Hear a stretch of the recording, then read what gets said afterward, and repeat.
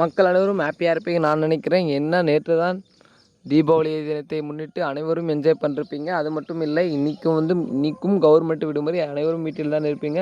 அனைவரும் குடும்பத்துடன் ஜாலியாகவும் மகிழ்ச்சியாகவும் இருங்க. வீடியோக்குள்ளே போகிறதுக்கு முன்னாடி நீங்கள் நம்ம சேனலுக்கு புதிய பார்வையாக இருந்தீங்கன்னா மறக்காம நம்ம சேனலை சப்ஸ்கிரைப் பண்ணிக்கோங்க. அரசியல் தொடர்பான நிகழ்வுகளை தெரிஞ்சுக்க உடனுக்குடன் நம்ம சேனலை சப்ஸ்கிரைப் பண்ணிக்கோங்க. வாங்க வீடியோக்குள்ளே போகலாம். அதாவது தமிழகத்தில் அடுத்தது யார் முதலமைச்சர் என்பது ஒரு கேள்வி, மிகப்பெரிய கேள்வி. இது சும்மா சீட் இல்லைங்க, முதலமைச்சர் சீட். கண்டிப்பாக நமது தமிழ்நாட்டை 5 வருடம் காலமாக ஆட்சி செய்ய போவது யார் என்ப கேள்விக்குறிக்கு நம்ம தான் பதில் அளித்தாக வேண்டும். அதாவது மக்களாகிய நம்மள் அனைவரும் கையில் தான் இருக்கிறது. அடுத்த 5 ஆண்டு யார் ஆட்சி செய்ய வேண்டும் என்று, அது யார் செய்தால் எப்படி இருக்கும் என்பதை பொறுத்திருந்து பார்க்கலாம். வாங்க வீடியோக்குள்ளே போகலாம்.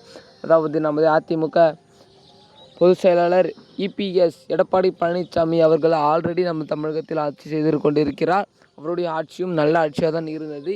இப்பொழுது கரண்டாக இருக்கும் திமுக திராவிட முன்னேற்ற கழகத்தின் ஆட்சி நடைபெற்று கொண்டு இருக்கிறது. இவர்கள் ஆட்சியை தான் அனைவருமே என்ன சொல்கிறாங்கன்னா குடும்பங்கள் ஆட்சி, அதாவது குடும்பமாக வந்து கொண்டிருக்கிறார்கள். தாத்தா அப்பா பேரன் என்பதை போல சுட்டி காட்டுகிறார்கள்.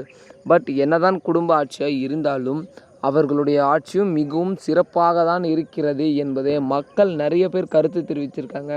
அது மட்டும் இல்லை, அதுவும் உண்மைதான். சில நலத்திட்டங்களை செய்திருக்கிறார்கள் திமுக அரசும். அவர்களும் முன்னும் குடும்ப ஆட்சி ஒன்றும் பண்ணவில்லை.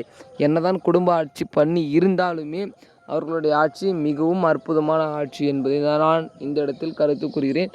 அது மட்டும் இல்லை, இவ்வளவு ஆட்சிகள் வந்தாலும் இவ்வளவு நலத்திட்டங்கள் வந்தாலும் அடுத்து யார் வரப்போவது என்பது தான் மிகப்பெரிய கேள்விக்குறியாக இருக்கிறது. ஏன்னா அடுத்ததாக ஒரு புதிய கட்சி தான் தமிழ்நாட்டை செஞ்சிருக்காங்க. அது எந்த கட்சி? தமிழக வெற்றி கழகம் தாவேக கட்சியின் தலைவர் விஜய் அவர்கள் நின்று அடுத்த ஆண்டு அவர் முதலமைச்சர் ஆவாரா ஆக மாட்டாரா என்பது ஒரு மிகப்பெரிய கேள்விக்குறி. ஏன்னு கேட்டிங்கன்னா கரூர் நடத்தில் சம்பவமே இன்னும் அவர்கள் அதிலேருந்து வெளியே வரலன்னு தான் நான் சொல்லுவேன்.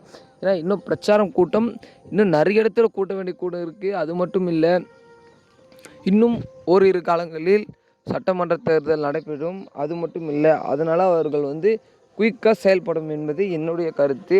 அது மட்டும் இல்லை, பல கட்சிகள் கூட்டணி சேரும் கேள்விக்குறி வந்திருக்கிறது. அதில் அதிமுக தாவேக சேருமா என்பதை பொறுத்திருந்து பார்க்கலாம். ஏனென்றால் தாவேக எந்த ஒரு பதிலும் தெரியப்படுத்தவில்லை, நாங்கள் கூட்டணி சேர ஒப்புக்கொள்ளும் என்பதை.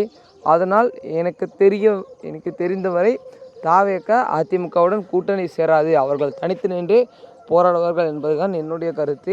ஓகே மக்களே, உங்களுடைய வாக்கு யாருக்கு என்று மறக்காமல் கீழே கமெண்ட் பண்ணுங்கள். இது தொடர்பான அரசியல் செய்திகள் தெரிஞ்சுக்க நம்ம சேனலை சப்ஸ்கிரைப் பண்ணிக்கோங்க.